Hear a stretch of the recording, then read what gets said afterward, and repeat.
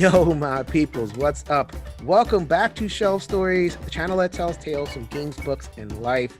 I am your host, Jason. Thank you so much for stopping by for this second half of this conversation. The first time I've had a conversation that has stretched so far and gone so wide-ranging, I cut it into 2 episodes. So please tune into the last episode for the flowery version of this intro, but I just want to get right to it this time. I'm going to introduce my guest from 5 Games for Doomsday YouTube channel and podcast, Mr. Ben Maddox. Welcome to the show. You know what I really love about you, Jason? Is you're a man who never forgets to hit that record button. It's the first thing you do. You're just like, I'm going to hit the record button. God damn it. Record. I love that. I love that about you. You're killing me. I did that before. I forgot to press record. It was only about 2 minutes into the thing, so this is recoverable. But thank you very much for showing my whole you know what to the audience. Thank you so much, Ben. I did that too when I interviewed Tom Vassell for my podcast. I got 10 minutes into the interview and went, oh my God, I have to record. 10 minutes. We had to go back and do the first 10 minutes. So this episode, we are going to have, as I said before, a much more wide-ranging discussion. So I hope that you enjoy it. Okay, so something came up near the end of our little section there that I want to leap onto, and it's because of Mr. Ben Maddox, the pro at this, that he's like, okay, we're doing this now. But it is so internet chatter, right? You have a lot of thoughts about it. You've been thinking about it. It's getting more prevalent as the lockdown and the quarantine goes on, because it's becoming more and more apparent that this is our primary mode of social interaction. We don't have the other stuff. So the promise and the pitfalls are becoming more apparent, I think. Yeah. So how we talk to each other on the internet. Go. So I wrote a piece a few years ago about cycling and why cycling is wonderful. And I opened the piece talking about why cars are awful. And my theory is, and I think this is really relevant to America, as soon as cars became objects of utility rather than objects of recreation, then we're screwed, right? Mm-hmm. So a car should just be for nice joints to lakes at the weekend, right? It shouldn't be something you go back and forth to work with. I live in a city with absolutely brilliant public transport, and it serves my needs perfectly. I don't need a car. I don't own a car. I don't have a driving license. And so cars became our central what's the word I'm looking for? Conduit to the world, right? Conveyance. Yeah. And so we ended up with all of the problems of that. Traffic jams, every street being clogged with them, air pollution, global warming, all of that sort of stuff, right? So I have a similar feeling about social media. And I sort of referred to it earlier. When social media is a sort of knockabout bit of fun for sending funny messages to your mates, then that's cool. When social media, and I think this kind of happened, especially with Twitter around the Arab Spring, when a lot of people were organizing the demonstrations in Tahrir Square through Twitter, we got this idea that Twitter was something that was serious, something that was important. Twitter was the marketplace of ideas. You can't have a marketplace of ideas where you're limited to 280 characters because you're not going to be able to extol your ideas. So what happens? Everything gets done in sound bites. Everything gets done in little bite-sized chunks that in no way give nuance whatsoever. And the logical consequence of that is just everyone starts shouting because they misinterpret what people have said. I think Twitter, as I say, so people are complaining at the moment. They're saying, oh, Facebook in Australia blocked all news media. Good. Don't go to Facebook for your news. Don't go to Facebook for your news. What are you doing? Don't go to Twitter for your news. Go to news organizations. QAnon exists because people go to bloody Twitter for their news. Don't go to Twitter for your news. That's the problem, as I see it. So my interest in this topic is because I've put together a number of videos at this point that are long form, and I get very nervous whenever I do. Like I'm very conscious of like, how many people are going to watch this? How long are people going to stick with it? Are people going to actually go through my argument? Because I work very hard to, I know I can sound a little bit rambly, but like under that is like, A, B, C, D, there's outlines and there's an argument, and it's over the long form. Like, my videos. I couldn't believe that email you sent me, by the way. Why was that? God, you spent so much time on this email. Oh my God. I mean, it's not only was it long, I mean, it was long, but it was also, it seemed to me that there was a lot of work that went into it, a lot of thought, a lot of, cohesive argumentation. Oh my God. It's like, wow. Oh my God, this guy's so much cleverer than me. How am I going to respond to this? I did spend a long time, and I spent a long time on videos, and, I put them out long form, and I get very nervous, right? Because I am very conscious that like I am jutting this into this funnel, the Twitter made, the Facebook made funnel of like someone's going to take a piece of this, or someone's going to like kind of, okay, I saw that for 5 minutes and now I get the point and respond to that. And so that it kind of takes thought and chews it up and tries to kind of put it in a bite-sized piece, and B, that the algorithm favors the loud and the poignant, like they fear that the picante, we say in Spanish, they say like the spice, like and because you can put a well-reasoned thing out and get one follow, and like it's like what was the point of that? I read one right-wing article from a right-wing American publication, not far right, a sort of conservative publication the other day. One article, because I was just interested, because I consider myself a very sort of old-fashioned lefty, right? And I read this one article to see what the other side is saying. I think it's now valuable. All I'm getting is recommendations for sort of crazy far-right conservative news. If someone were to look at my bloody feed at the moment, they go, "Oh my God, what is he?" I clicked one thing. Like someone posted a Ben Shapiro like little 5-minute thing, and there happened to be something I was interested in, and now I'm getting the whole thing. I'm getting Charlie Kirk, and I'm getting all these Laura Ingraham, and all these like. I mean, how are you going to adequately encapsulate how much of a moron Ben Shapiro is if you don't at least watch one of his videos? I used to watch it. I used to listen to his podcast semi-regularly just to kind of see where that was at. I'm an old school lefty as well, so it's like this is an interesting kind of mirror warp world. But anyway, sorry, so this has happened a lot. If we continue the conversation, we just kind of go off on stuff. That's cool. Okay, so I think like my thing is we have like social media has made us very unkind.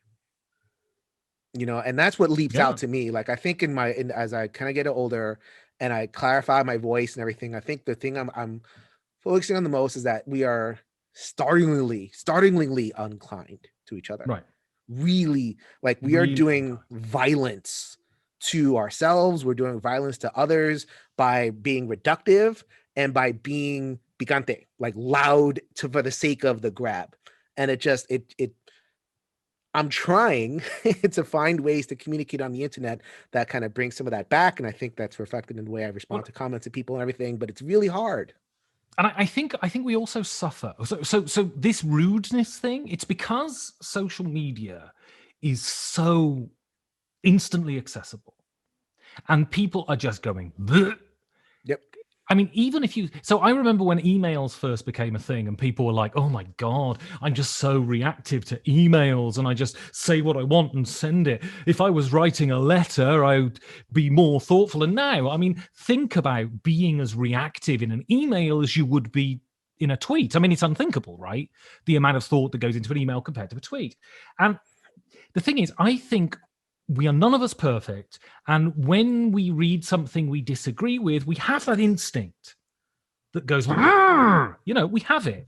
Mm-hmm. And it may last a second or it may last an hour, but we have that instinct. The problem is with Twitter, what that has done is incentivized us to take that initial instinct, which is almost always wrong, and spew it at the person who said something. And what is that person going to do? What is their instant reaction going to be? Well, it's going to be, well, F you then, right. You know what I mean? And they're going to go, and then you're not going to be able to have a conversation. And also I think we suffer from what I'm constantly surprised at with Twitter is the pomposity, the level of pomposity, the implication that, And I know people don't know this. People know this in real life, but this implication that I am some paragon of virtue, and if you disagree with me, you are evil, you are a dragon, you don't deserve. This is why I'm not entirely behind all of the, mute and block instinctive reaction on Twitter, though I don't think you should be having these conversations on Twitter anyway. Don't get your news from Twitter. But, I think, there's this idea that I am so perfect and my pronouncements are so virtuous that if you disagree with me, well, then you must be morally flawed. And I think that's wrong. And I think we have seen a number of things happen in the board game arena. So a good example is one of the most absurd things. So I have an issue, and I'm sure you've thought about this. So I have an issue, especially I have an issue with Mombasa, but I kind of have an issue with Maracaibo as well. Sure. About the whole, it's not using colonialism as a theme or a setting for games. I don't have an issue with that. I think that can be done in a responsible and interesting and thought-provoking manner. Mm-hmm. It is the let's make colonialism a economic engine and stick a paragraph in the rule book, and that absolves us from actually confronting what this thing is, right? I have an issue with that. And, two examples are Mombasa and Maracaibo, both by Alexander Pfister, right? And the most absurd thing that I ever saw was someone wrote on social media, oh, this proves Alexander Pfister is a white supremacist. And I'm like, are you off your head? You just came up with that idea. And then you post it. And the problem is there are people who are equally stupid who will like that post. And so the net result is that guy who said Alexander Pfister is a white supremacist. And there's absolutely not my microphone. There's no evidence that Alexander Pfister is a white supremacist. then they walk away thinking, yeah, that was a profound statement. I've really got in. He said what I was thinking. Yeah. Yeah. And it's just, we shouldn't be having these conversations on social media. They shouldn't be mediated by the sort of instant and word poor limitations that social media gives us. We should be having them on these sort of platforms. I think we're lucky at the moment because I think broadly speaking, in outlook, I think we're pretty similar. I think we are where our disagreements are fiddling around the edges. I think it might be different if we talked about religion, but nevertheless, you'd be we might just tack that on at the end just to kind of get there because I'm very interested. But anyway, we're essentially fiddling around the edges. It's points of minor disagreement. Mm-hmm. But I think I do think, and I keep saying this and I keep repeating it because I think it bears repeating, is that within any time of history, sort of modern history, between 48 and 52% of the population lean towards the right? That is not insignificant, right? Right. So we've got to work out how to speak to each other because 1 in 2 people are on a different political axis to us. Mm-hmm. And that's 1 in 2. That's not 1 in 300 or 1 in 500. We can't avoid this. And so we need to work out a way to talk to each other. And that is not because actually I'm very much of the view that I think there are people who are not irredeemable. I don't think anyone's irredeemable. If you talk about people who deal with deprogramming people from far-right organizations and stuff, people whose job that is, they will constantly say, people who hold far-right views are not irredeemable. You can bring them back from that terrible place. But there are people who are very difficult, who just go into arguments with bad faith, but most people don't. And actually, judging us on our political affiliation is so short-sighted because whether you in America you're Republican or Democrat, in Britain whether you're conservative or Labour, actually, what are your preoccupations?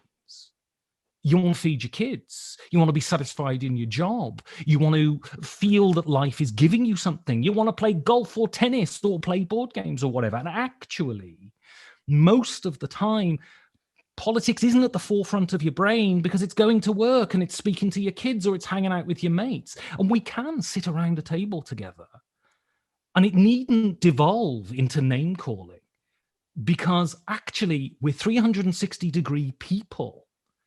Twitter makes us a bumper sticker. And that's fatal to human interaction, no?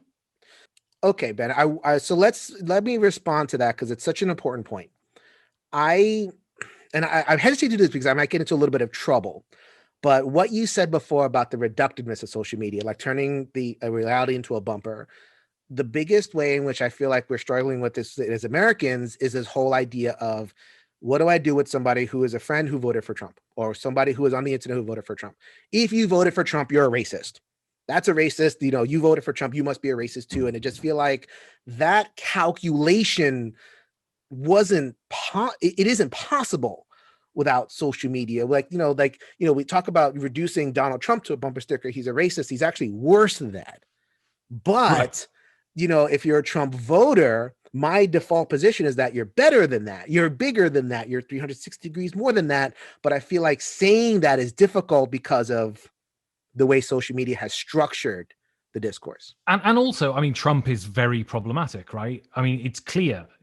I was one of those naive people who said, well, Trump's never going to win. And then when Trump actually won, I was one of those naive people who said, well, the norms and the ways of doing things are going to limit him. He's not going to be like he was on the campaign trail, And I was one of those people who said, I don't think Trump's a racist. I just think he's an opportunist. I don't think he really cares. And more you saw that all of those things were sort of jettisoned away, that he clearly is a racist. He clearly thinks things like this. And as a New Yorker, I knew this. It's not like this was not a secret. Sure. Like I knew this in like the 90s that this dude was doing that. Like he was denying, he had houses. He's a housing magnate, and like he was denying blacks entry into his houses since like the 80s. Right. Like these are document that he's paid settlements on this stuff. This is not a surprise here. Yeah, and so we had a similar reckoning in Britain. And of course, the problem is America has to come and upstage us in everything, right? Yeah, right. But we had Brexit, right? Right. And I'm from a rural area of Britain. So I have a lot of friends who voted to leave the EU, right, which is something that I was, and I had basically 4 years, because I live in Berlin, I had 4 years of not knowing what my legal status was. I've just thankfully got that sorted out, but it was, it was a real concern. And yet I had people who were friends who voted essentially for me to have this concern for 4 years. And what I've done with that is I've said to these friends of mine, if ever I write something anti-Brexit on social media, which I do occasionally, I shouldn't completely contradict what I just said, but nevertheless, and they sort of pick me up on it, I say, when I'm next in Britain, we'll go for a pint and we'll have a chat. Because I don't want to get... The thing is, what's really interesting is I've grown up with these people. I know these people. I know they're good parents. I know they're good people. I know that they're not racist, for instance. And I know that they're, they don't have the worst sort of excesses of what we assume. But I know that for whatever reason, they made this decision that I fundamentally disagree with. And so it's better that I just meet them in the pub over a pint and we can have a chat about it and we can have a row about it. And that's fine, because you can't do it over social media. You just simply bloody can't, right? Because you'll end up just rowing with each other and then never speaking for 20 years. And where does that get you? And so, and I was thinking about this because, bringing it back to board gaming, right? So we've had a couple of big rows. I love that word, right? Recently, right? And they're I don't want to rehash everything. I'm not going to go over it because it's kind of in the past as we're recording this, waiting for the next one, right? But what I saw was 280 characters, and then the most, kind of flamey thing, and then an ad for Sensodyne, right? And then I was 280 characters, ad for Hyundai. And it's this is conversation now. Yeah. And I feel how is it humanly possible that we can encompass what we're thinking? And I'm a firm believer, you look at the evolution, we evolved with language, and we connect with that's how we develop our brains. And if our language has done this, then it's affecting us. And it's affecting how we affiliate, we all think of ourselves as kind of amateur psychologists. Now you're a professional one, so I assume you don't leap to the kind of ludicrous assumptions that a lot of people do. But you see a lot of people lending motivations to things based on statements that aren't necessarily true. I see often, oh, so someone says something bloody stupid on social media, right? And we've had a couple of these recently. And then you see the aftershock of that is, oh, this person is obviously a terrible person. And it's like, well, you have no evidence of that. Mhm. They said something stupid, and usually they follow that up with an apology. People are then predisposed to again judge whether they think that apology is true or not. But you have no evidence that that person's a terrible person because you've never met that person. You've never sat across a table from that person. You've never seen them interact with their family. You've never seen them interact with their friends. You don't know anything. All you know is they said something problematic on a social media platform. And it's fine if you don't know them to say, okay, cool, I don't want to know you based on that, right? That's fair. You're wrong to say they're a terrible person because you don't have the evidence. You simply don't have the evidence, right? And so like the way we talk about it, and I'm not sure because like I almost don't remember the before times. I feel like my brain is so full of how we talk now, like don't even remember that stuff. But like we are so fast to ascribe like quality to a person. Like Absolutely. we are like, you're a racist, you're a white supremacist, you this, and like you're this, you're this, you're this. And I just feel like so much of our internet conversation goes wrong when like at that point, like at that Yes. abscription. And like that, I almost feel like, and maybe I'm naive in this, like I don't even think that social media has to be that way. Like I have this feeling that like, if we learn to talk, if we learn to say, okay, that statement is problematic, but the person is still whatever, separate the person from the thing. Like I almost have this utopian dream, and I don't know if you're way more cynical about this, of like, if we could just teach people how to talk. Like you can't just talk like you're in your living room. You can't just like make the thing we can save this. I think social media is fundamentally bad at it. I think it's fundamentally, so social media is great. So I'm going on the Dice Tower next week, and I'm doing my top 10 hybrid games. And this is secret. I have no bloody idea what a hybrid game is. So I went out on YouTube. I went out on Twitter yesterday and said, what are people's favorite hybrid games? Right? That's cool. Social media for that is great. You're not going to solve racial inequality in America on bloody Twitter, though. All you're going to do is inflame people and make people say things they don't actually mean. And I think it's fundamentally dangerous. And I think people get a pulpit. And the thing is, I see a lot of people who often I don't disagree with what they say, but I still think you're not helping any situation here. And I don't know if so this is a really interesting thing. In the before times when there were conventions, you'd meet people. Right. And you'd have a chat, and then inevitably you sort of exchanged it. You follow them on Twitter or you friend them on Facebook or whatever, right? And then you realize this lovely person who I met, who's really great and is a great laugh and is loads of fun to be with. And whenever I speak to them face to face, they're wonderful. They're absolutely objectionable on social media. There is such a discrepancy sometimes between the person themselves and how they present themselves, especially on Twitter. Because there's this imperative tone on Twitter. You should do this. This is this, because Twitter is very limited. And so I think you have this very optimistic idea that if we just learn to speak to each other, Twitter can become this place where we skip through the fields and tie buttercups in each other's hair. Twitter's never exactly what I think. Thank you very much for clarifying what I thought. But Twitter's never going to be that because it's completely set up incorrectly. So this is great. I think, as I said before, I think we're lucky that we by and large agree on most things. But I think even if we didn't, the tone with which you've set up this situation is a moderating factor for both of us, right? Because we're seeking to put our points across. We're not seeking to outscore the other person. Twitter is about outscoring people. It's about hearts. Those hearts are endorphin rushes in your brain. Every heart is a little rush. And so you will seek that little rush as much as possible. And that is dangerous in my view. So then, okay, I mean, there are more social media platforms than Twitter, right? You have your TikToks and your Instagrams and your Reddit, so like I don't know what your opinion is on Reddit. Like it's been in the news recently.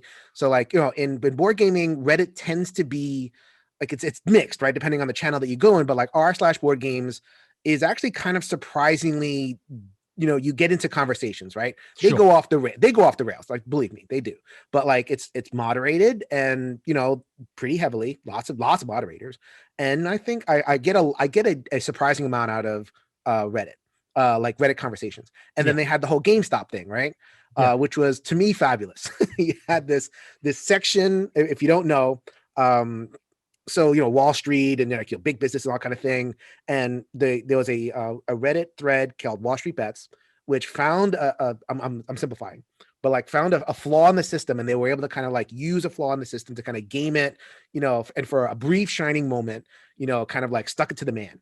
Well, screw over short sellers, which I think is perfectly fine. Screw over the short sellers, screw over the the people that are making like bets on things going badly, which is what a short seller is, and that's like very vulture-y. It's like they're rooting for things that are going badly. You shouldn't be trying to incentivize people losing their livelihoods. You just shouldn't be doing it. It's morally wrong. It's more Wall Street Bets. They knew what was going on, and not only was it like a kind of a Robin Hood deal. A lot of them were like kind of children of the 2008 financial crisis, so they knew how those bankers made money off of people's misery. Yeah. So there was a real edge of like "F you." That's also social media, right? Yes. That is like what we can do. So like I think we were both on the side of like, okay, of the angels here, this is great. So like, is there a way that we can kind of like take what was good there, which Wall Street Bets is not necessarily that great, but kind of redeem some of that stuff. Reddit. So I mean, the problem is, right, I hate computers and I'm terrible at computers, right? You are the youngest old man that I've ever seen. Really, I'm awful. I trained to be a theater actor. I didn't train to be a computer person. And so Reddit's really difficult to use, so I don't interact with it, basically. Okay. I only go on Reddit when someone says, "Oh, someone mentioned your podcast already." Yeah. I need to love. Yes, affirmation, please. And of course, nothing is uniformly negative. And I guess I'm sounding a bit like, oh, but before social media, everyone got on perfectly well, and it was a lovely, which of course is obviously untrue too. Right. You've said it. Social media incentivizes hot takes, and hot takes are usually awful. And I think America is suffering. America especially is suffering a reckoning at the moment. And I have seen such bad faith on both sides. Now, don't get me wrong here. The Republican Party are an active negative in American society. I think you can legitimately call for restraint, but also say that one side is worse than the other. This is asymmetric. Like there's asymmetric badness. And I'm not going to say anything about my Republican friends, the people who vote Republican throughout their lives, and they have like they believe in the small government and all the other things. But like the modern GOP, the elected officials, there is a rot in there. Right. And so we can use religion here is a good example. Okay, I am quite vociferously anti-religion. Okay, and I could give you a number of reasons why I think your faith is, and this is not just attached to modern day scandals or anything. I think the core of Christianity is inherently mean. Okay. We're not going to get into it, but this is one view, and we could get it. But that doesn't mean I hate you. It doesn't mean I hate you. You know what I mean? You can have an issue with what someone believes and not hate them as a person, right? And as long as you can then discuss with them, what I see as a justification for disavowing people of different political beliefs is there's this one phrase: they disagree with my core beliefs. And your core beliefs, in my view, shouldn't be political. Your core beliefs should be something other than that. They should be humane. Your core beliefs, your core drives, your core needs should be about serving your community, should be about helping your family, should be about making sure that the place in which you live is a comfortable place for absolutely everyone to be a part of. The fact that you prefer small government, or the fact that you have certain views on certain things, shouldn't be the core of who you are. It's only an aspect. There are things that are much more general, that are much more important, and politics, we should be less political, I guess, is what I'm trying to say. I think I think I agree with you, but I think I want to adjust that to we should be less electoral. Right.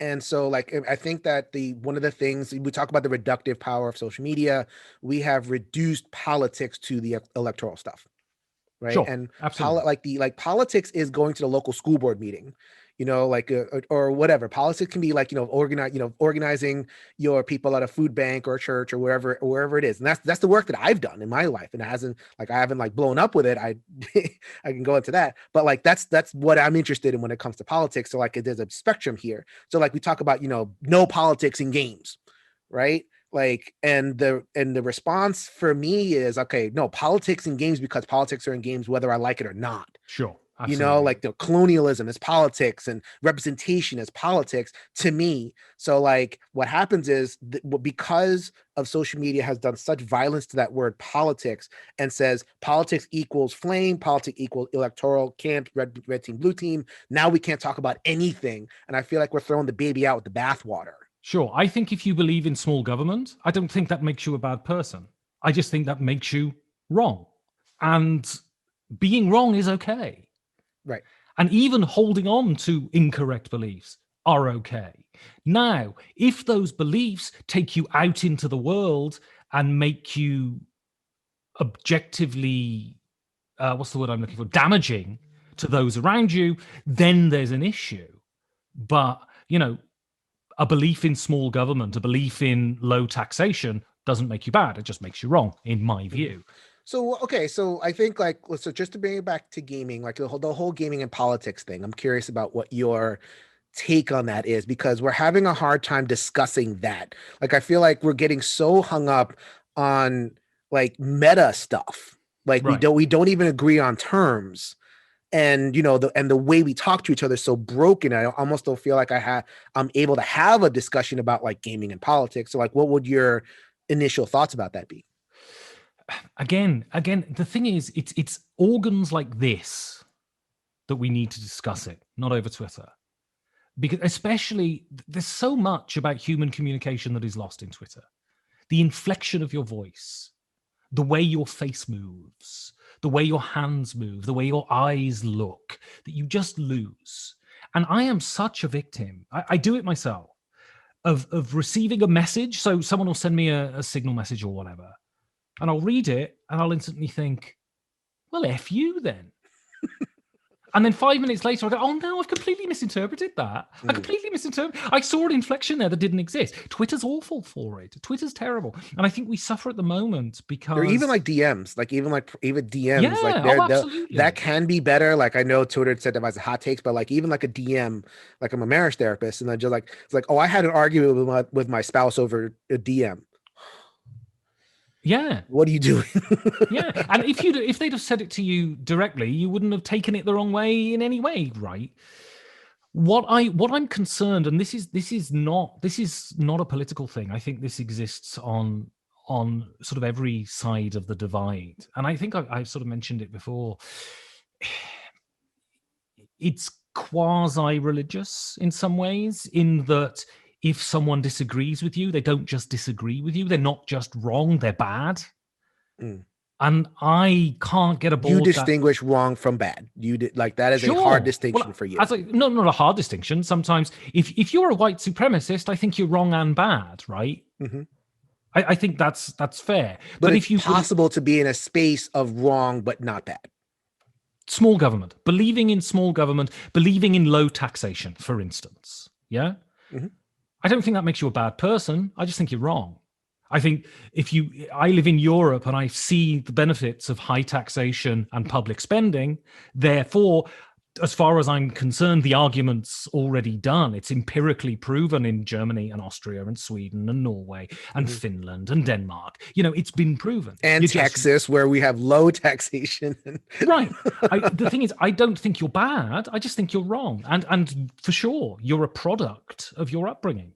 And if you're surrounded by people who say, screw taxation, and especially America, a country founded on, an objection to taxation, then it makes sense. So I think you can absolutely be wrong and not bad.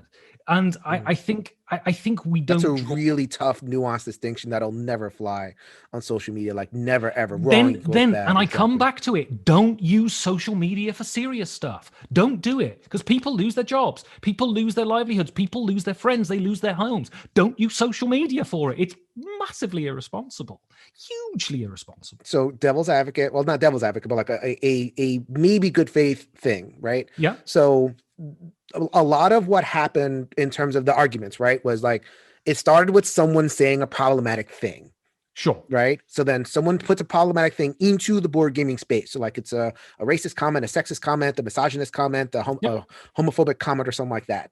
So that has leaked into the board gaming space. And we can say, oh, don't use social media. But like, well, that's where half of what exists. We have we're in coronavirus. We don't have a real choice about this stuff. This is the public square for now. Unfortunately. Right? So then unfortunately, right. So the comment comes in and like there's that reaction, right? There's that strong, oh, this, blah, blah, blah, blah. And like, I think on some level, although that side, maybe the method you can question, but like the idea is like we're defending the space, right? We have to keep this space clear of certain ideas because those ideas lead to. I find that nomenclature scary as hell. There's only, it's a little step from defending the space to policing the space, and I think that's very dangerous. Now, the thing is, and I think it's. So I'm not a free speech at all costs advocate, right? Yeah, neither am I. I think there has always been limits to free speech, even in the more freer societies. But what I see in social media is not so. Okay, we'll use the direct example because I keep thinking about it and I'm trying to avoid it. And I think, why not? So the Daniel Tashini thing, right? Mm-hmm. Daniel Tashini said something problematic, right? Everyone called Daniel Tashini a racist. Well, no, everyone didn't. People, right? Yeah, there was an outcry. Some people did make that description. A lot of people expressed hurt and disappointment, and some people said, "I'm not going to buy his games anymore." So it's a very complicated thing. It wasn't just this wave of I called him a racist. But also, I think you're trying to be charitable. There were a lot of people who said some pretty bloody awful stuff. And again, I saw a lot of stuff saying he must be a terrible person. There's no evidence for that. And I would suggest his reaction to it might even prove that he wasn't a terrible person. He came out and went, "Oh my God, I'm so bloody sorry. What have I done?" Yeah. Right. Now, should we take what he said and go, well, that's okay then because he apologized? No. Right. But we shouldn't throw the baby out with the bathwater either on this. Mm-hmm. People say stupid stuff. I had a friend who said something stupid on Twitter, and he was characterized as an abuser. The word abuser was used. Oof. And what he said was in no way abuse. It just disagreed with a narrative that was going on at the moment. Right. And so these ad hominem attacks come out. And this is the problem. And the people who accused him of being, the person who accused him of being an abuser, by the way, was someone who knew him personally, who'd sat down and had beers with him. You're big on beers. This is how we communicate. See, I don't have emotions because I was born in the 70s and a male. So I drink. This is how I do it. And so this person who went on Twitter and said, this person is an abuser, didn't DM him. They knew each other personally. Didn't DM him and say, "Hey man, are you okay? Because what you said on Twitter was crazy. Are you all right? You know, because, you know, I would hope that if I went on Twitter and went on a, you know, expletive-fueled racist rant, the people who don't know me are more than welcome to say, well, screw him then. I think that's fair enough. But I would hope that people who know me would at least, before they jump to the conclusion that I was an abuser, send me a DM and say, mate, are you all right? You sound like you're going through something, right? And this is, and so I'm concerned at the leap to the most sensationalist thing on Twitter. And I'm It's wondering, such a big concern. and I'm wondering if that's inevitable. I'm wondering if, you know, so like I have a, again, you know, my response was, you know, watch it all happen, talk to people on DMs, and then make a YouTube video about, you know, when something can truly happen. I feel like I had something to say, like a genuine thing. And like judging by the response, I think like people will receive that something to say. And I feel like, you know, not to say I'm gonna put myself, it's like, oh, this, everybody do it like me.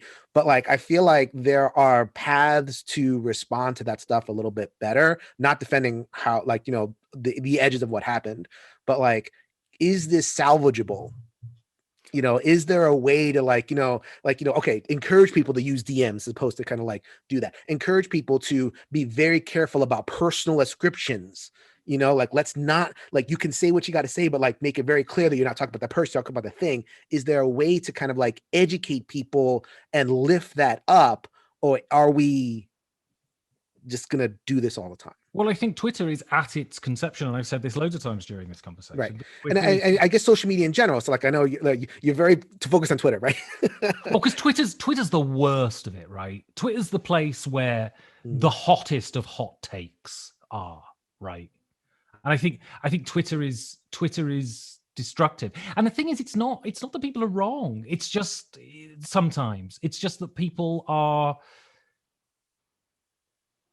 It's difficult to say. It's not that people are wrong. It's just that they're too reactive, or they come to conclusions that might be relevant conclusions, but I don't think are helpful conclusions. You know, and I think there's a lot of terms bandied around that don't help. And I often think when I see people's reactions to stuff, and this is not a political thing. I know more about people on the left because I'm from the left, so I tend to congregate around people who, broadly speaking, agree with me, right? It's just a natural thing. But, you know, I wonder, what is your goal here? Are you really trying to foster good, or are you just trying to get likes?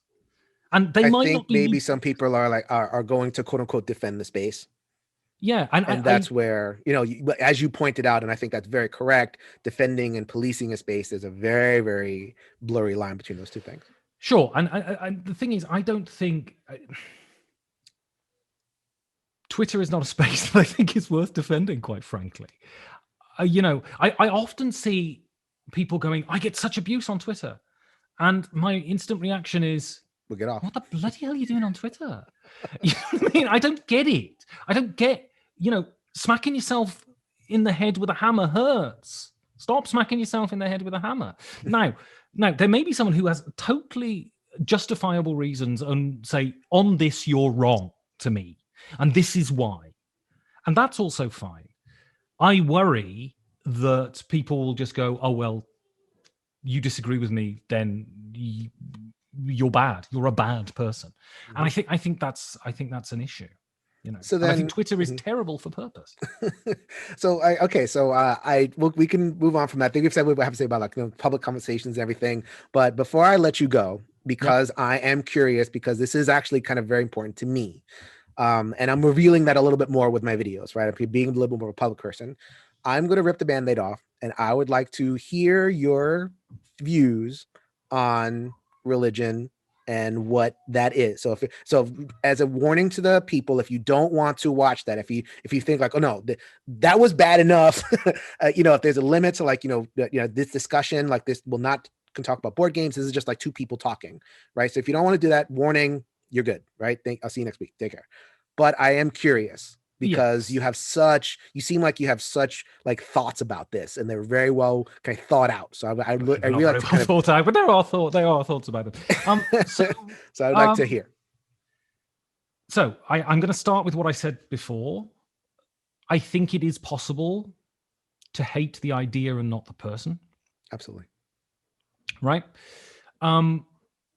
Specifically, Catholicism, I think, is one of the greatest generators of evil on the planet. It is a organization that has protected, serially protected for at least 100 years, child abuse. Thousands. You're going back the whole way. Right. And I think that is, I think the grip that militant Christianity has on America is absolutely insane. And this is both your crazy sort of fundamentalist Mormons who marry 12-year-olds, and this is people who are trying to get praying in school and all of this sort of stuff. But that's contemporary problems. My fundamental problem, and I'm going to talk about Christianity here because it's the one I was brought up in. Sure. I was sort of indoctrinated into Christianity because in England, most primary schools are Church of England schools. Mm-hmm. So you are fed the idea that Christianity is true as a child, right?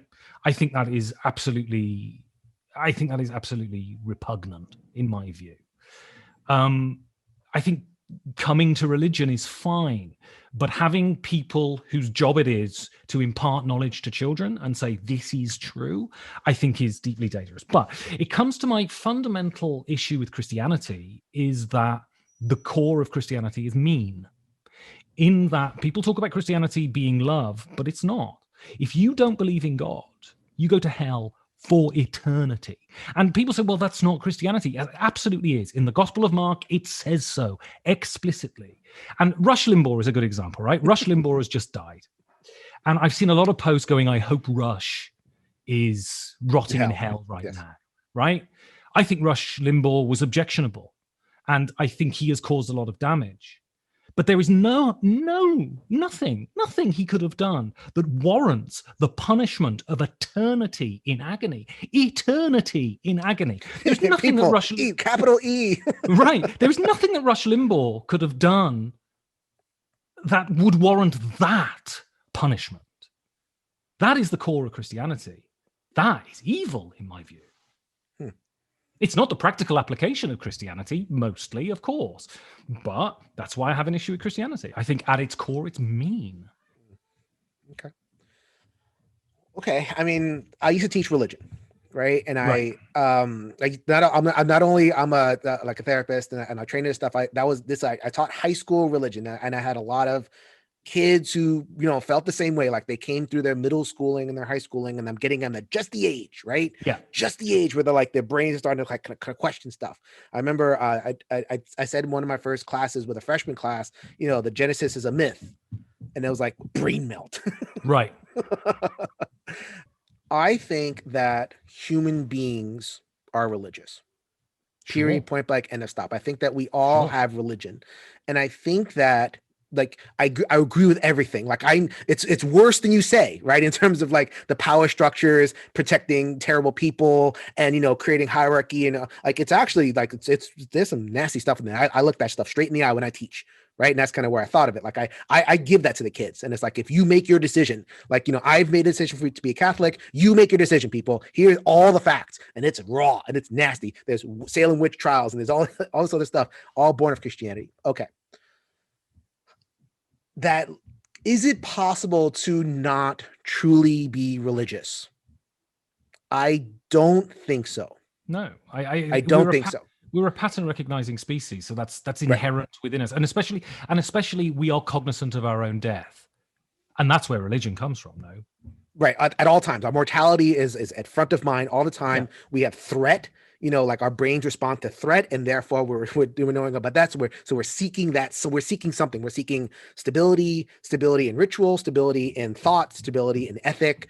We're clinging to that, right? So where you don't have an organized religion, Christianity or whatever it is, Islam or Buddhism, whatever, something else is going to fill the gap. Sure. Right. Sure. And I think that's actually kind of why I respect the atheists a little bit more than I do the agnostics, because an atheist will say atheists tend to be like, okay, these are my beliefs. right? And I acknowledge this, that, and the third We're thing. all agnostic to a degree, aren't we? Because the rational position is to say that there is a possibility for the existence of God. I just very, very much doubt that it's the case. So we have to really clarify terms, right? Yeah, it's really difficult because whenever I talk about this, I always talk about the moral aspects. But actually, the reason I'm not a Christian or a Muslim or a Hindu or even a Buddhist that claims no God, but actually, the reason I'm not is because I don't think it's true. That's the fundamental thing. I don't think God exists. And that's why I'm not a Christian. All the other stuff I think is relevant and valuable because I think religion has had a deleterious, and especially Abrahamic religion, especially Christianity, has had a deleterious effect on society. There is, for me, correlation doesn't always imply causation. But the fact that we descend into the Dark Ages at around about the same time Constantine adapts Christianity, I think is a coincidence. But the fundamental reason I'm not a Christian is because I don't think it's true. Mm-hmm. Mm-hmm. Do you think it's true? I think that God exists. And there are things that flow from the God existing, right?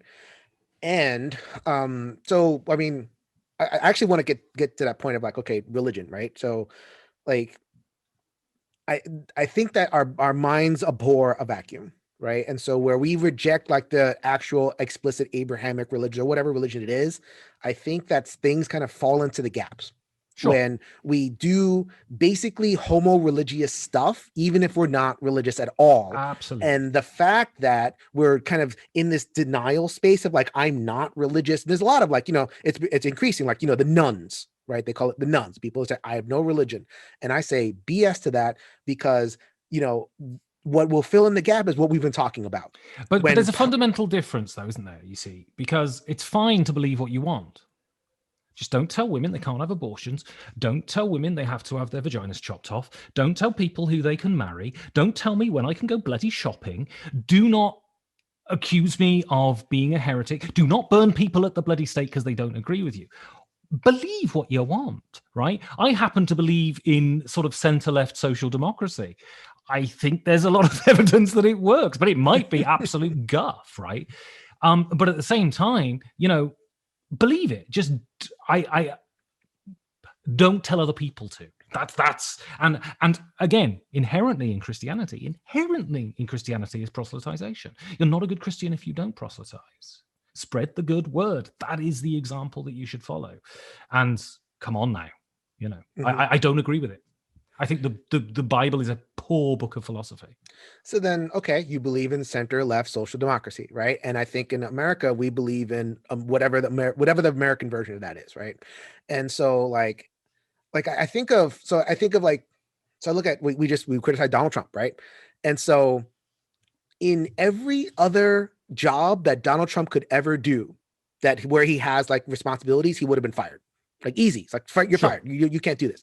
Well, you can't be fired if you're the boss, but yeah, sure. But if you can't fire if you're the boss, but like because we try to think of the whole point of center left democracy things, like you're not the boss, like no one is the boss, the people are the boss, right? And in any other case, if you do as terrible a job and you're as terrible as person as that person, that would have been fired. But in our system, like he stayed.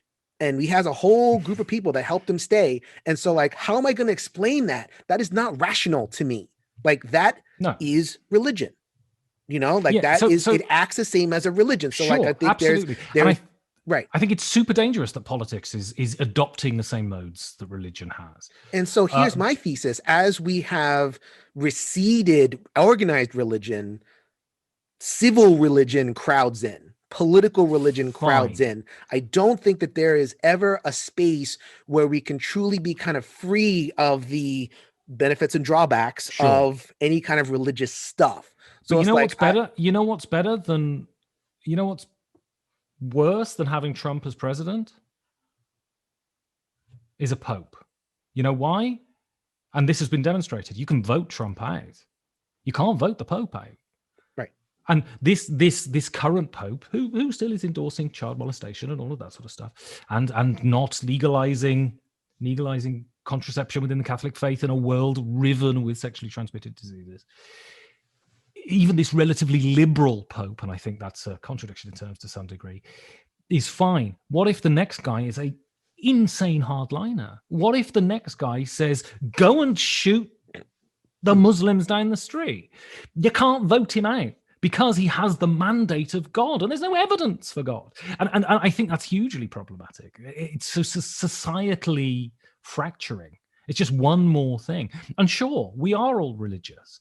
The big difference is, though, if it becomes so, social democracy in the way that we see it, it's really only a kind of 50-year experiment thus far, right? It's only kind of been around since the end of the Second World War. Mm-hmm. You can tell how old I am because I keep saying 50 years for the Second World War. It's 70 years. Yeah, so I was on a Twitter thread and someone was saying, like, back in the late 90s, speaking of it as like a historical time period, I'm like, I remember the late 90s. That's nuts, isn't it? Oh, your fashion's so 90s. And it's like, no, that's a real time. It's not like the 60s. I know, right? The 60s was make-believe. The 90s was real. I was there. I bought Nirvana t-shirts. But, you know, so the point is, but if it proves that social democracy is absolutely guff and it doesn't work, the difference is, then I change my mind based on the evidence. Doesn't happen with religion. I mean, fundamentally, this is why my political beliefs aren't religious, because they have the possibility to change, whereas religion don't. Here's the deal, take the deal or go. Or in less enlightened times or in less enlightened parts of the world, don't take the deal and be killed for it, right? I just don't think that political space without religion is better.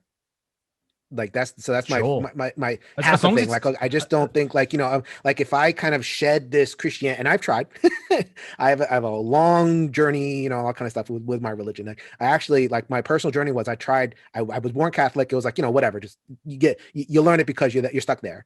And then I went on a very, very long journey of like discovering a lot of different things, including no things, and then came back to Christianity because I just kind of realized that, like, no matter where I go, there's some like ugliness is happening, right? You know, like, did America? I don't think that's a reason to not believe in religion, though, is it? I mean, that's the moral aspects are the low-hanging fruit. It's the easy stuff. You can say, I don't think religion is good because of X, Y, and Z, right? And I think especially Abrahamic faiths, all of them fall into some pretty egregious stuff. I have had this conversation with Isaac Shalev, who's an Orthodox Jew, and we've had the same conversations about this, and he knows where I stand. Yeah. But that's not the reason to not believe. Because the easy out of that argument is, well, that's not God's plan. That's just us being fallible humans, right? So it's not the moral stuff is, in a sense, what you say when you're trying to demonstrate why religion is not good. The core of religion, though, is if it's true or not. Right. Okay. And I've never seen any evidence to suggest that it is. Right. Okay. And I certainly can't rely on this substandard thing that's lying in my cranium, right? Right. Two different levels. So, like, we're talking about religion as a sociological reality, and we're talking about religion as a philosophical thing. You know, like, okay, whether God is there or not. So, like, okay, as a so like people will like look at the sociology of it. Christianity said all these things. It's, you know, resulted in this, that, and third thing. The Pope, this, that, and third thing. So, like, my position on that one is I don't know that other things are better, because I think that people can. I think it's been demonstrated they are, but we could go around. We'll go around all day on that. So, yes. So I think that we can argue back and forth, but I'm glad we've clarified our position on that. So then now there's the philosophical piece. Like, is God... on this though, just quickly though, you wouldn't endorse a theocracy though, would you? I'd have to see it. Well, we've seen loads of them, haven't we? I mean, I've seen loads of, you know, supposedly center-left political democracy too. I mean, but surely you draw a qualitative distinction between Saudi Arabia and Sweden, for instance. I mean, that might be unfair, but I think it's fair to say that a secular democracy is better than a theocracy, no? Okay, well, we're talking about atheism, and atheism can generate all sorts of things. Like, China is also atheist. But that's not the question I asked. Okay. I think there are qualitative distinctions to be drawn between political systems too. Right. I think authoritarian communism is demonstrably worse than center-left social democracy, center-right conservatism. I think you could say center-right conservatism, the Conservative Party, are not as bad as the Chinese Communist Party. I think you can say that. I think that's fine. But I think the kind of theocracy that you see in Saudi Arabia is demonstrably worse than what you see in Sweden. And I think that my fundamental issue with a theocracy is that the people who are in charge of that theocracy are essentially they don't have essentially any, what's the word I'm looking for, accountability, because they're only accountable to the book, and that's got to be worse, qualitatively worse. No, I guess okay, so that gets mentioned a lot, Sweden and the Netherlands countries, and I just feel like I wonder how that translates to a more less homogenous society, right? So if you have democracy and we're trying it now, we're trying to a democracy in a multicultural society, right? Yeah. And now you are looking at people who are out groups and who are more vocal than ever about being out groups. And what happens, right? What is happening at our borders? What is happening in our terrible neighborhoods? And so I just feel like, I don't. Again, I want to be, I guess, a little bit of a hardcore realist about this stuff. There's bad everywhere, so to speak. So Sure. I don't know, and I think from our perspective, we can look at, what's happening in Saudi Arabia and MBS and all these people and everything. It's how are we going to ever get rid of MBS? Well, I mean, bad crap is persisting in a democracy too. We can vote the individuals out, but we can't vote the system out. Yeah, but I think that I did. The problem with that is it's like saying the thing is relativism sometimes is just not true. I think you can adequately say that situations in certain places are worse than others, and I see no evidence to suggest. A theocracy's goal is ever equality. It isn't. It can't be by its very nature. It can never be equality. Peace. The theocracy goal is peace. And theocracy's goal is peace. No, it isn't. The theocracy's, if it's an Abrahamic faith, its goal is to denude society of anyone who doesn't subscribe to that religious belief.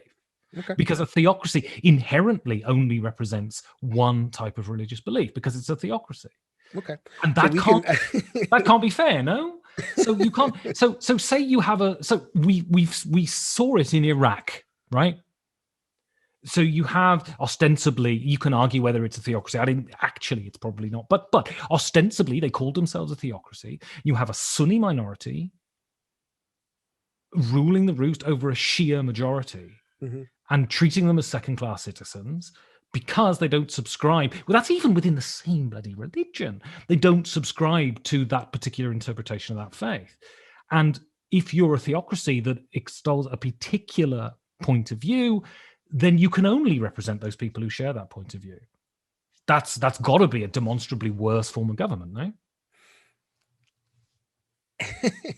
I mean, having actually traveled to some of these countries and speaking with the people, they don't encounter it like you do. Sure. That's what I can kind of say to that. I have been to some of these quote unquote theocratic countries. I've been to Nepal. I've been to, just theocratic country. There's all these different places, and we can kind of take the angle of, well, let's look at the people that are being hurt, and let's look at the people that are, all the human rights abuses and all this other stuff. And it's okay, that's demonstrably bad and everything. And then you go and you talk to people in these places, and they just don't feel that way. Well, the point is everyone benefits. There's always people who benefit from a system. Right. That's what I'm saying. You go to China, I think you go to China, and people may genuinely, not just for fear of being, imprisoned, might say, no, I think the system is wonderful. Go and speak to the Uyghurs in China; they won't agree with you. I think try being a Christian in Egypt right now. Try being a Coptic Christian in Egypt right now. They're not going to agree with you. And the problem is, it's funny that you mentioned that. So how did I come back to Catholicism? I came back to Catholicism in China. Like there is you read the notes of like what Christianity is in China. It's illegal. There's people running around, blah, blah, blah. And then so I'm like, so when I went and I did a thesis on missions, right, at different countries. So like I went to different countries, visited their missions, researched the history, the thesis, boom, done. So then when I went to China and like I expected a certain thing, I expected like repression and all sorts of stuff and all these things. My wife just texted me, so I'm gonna have to wrap up a little bit soon. Yeah, me too.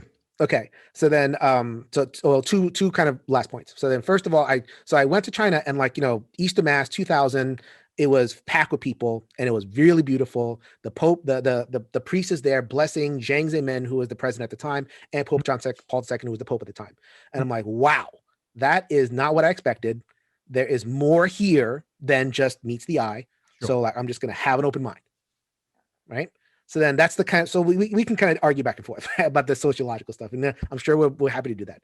I want to hit the philosophical piece. I want to hit no, can I please just pick you up on my term here? Because I don't think it's philosophical. What do you mean? I think it's scientific. I think the existence of God or not has to be an empirically provable point. Otherwise, there's no issue. It's not philosophical. Philosophical stuff is not grounded in empirically provable phenomena. The existence of God is, because religion makes explicitly empirical claims. The Bible makes explicitly empirical claims. Jesus was a real person. About the nature of reality. Real person. He was really risen and all these things. Yeah, that people can come back from the dead. So the existence of God is not philosophical. Because saying it's philosophical allows you then to get out of it and saying, no, actually, it's just something I believe. But it's not. It's empirical. It's scientific, fundamentally. Carry on. Sorry for the interruption. Okay, so how about experiential? Like the existence of God is something that one can experience. Fine. Doesn't make it true, though. Why not? Why am I falling prey to a scientism that says that only observable realities are real? Yeah, because that's the bounds in which we live. That's in nature's laws. The fact is that if you have a vision, there are 1,000 reasons why you might have had that vision. It's not God necessarily. So don't get me wrong here. I am someone who will entertain the existence of God. I think it's highly, highly, highly unlikely, especially. I'm almost 99% sure that the Christian God doesn't exist, but I'm willing to entertain the existence of a God, though I think it's highly unlikely. Your visions don't count one iota for it, as far as I'm concerned. If God exists, if God actually exists, then he's measurable. It's measurable. They're measurable. She's measurable. Whatever it is, it's measurable. It's a scientific question. It's not a philosophical question. I disagree. Good. So shall we end this on a disagreement, Jason? I think we've never come to a more poignant point of disagreement. I think that is a radical sneaking in of a philosophical viewpoint, which I call scientism, that reduces all things that are real to things that are measurable. And I just don't believe that exists. I just don't believe that. Well, we've been here now for over 2 hours. This is a conversation for another day, and I hope this is a conversation for us in person with you, with a beer, with you, or in my case, with a ginger ale. Yeah, you with a ginger ale, and me becoming gradually less and less coherent the more I drink. Yeah, right. This was an amazing conversation. I feel like we on a very pregnant ellipsis right there, but we hit a lot of different points. We talked about the reviewers in the last episode. We talked about how do we talk, and there's a little bit of gaming in there, but we went way beyond it. And then I indulged a little bit of stuff. And Ben, you did not disappoint.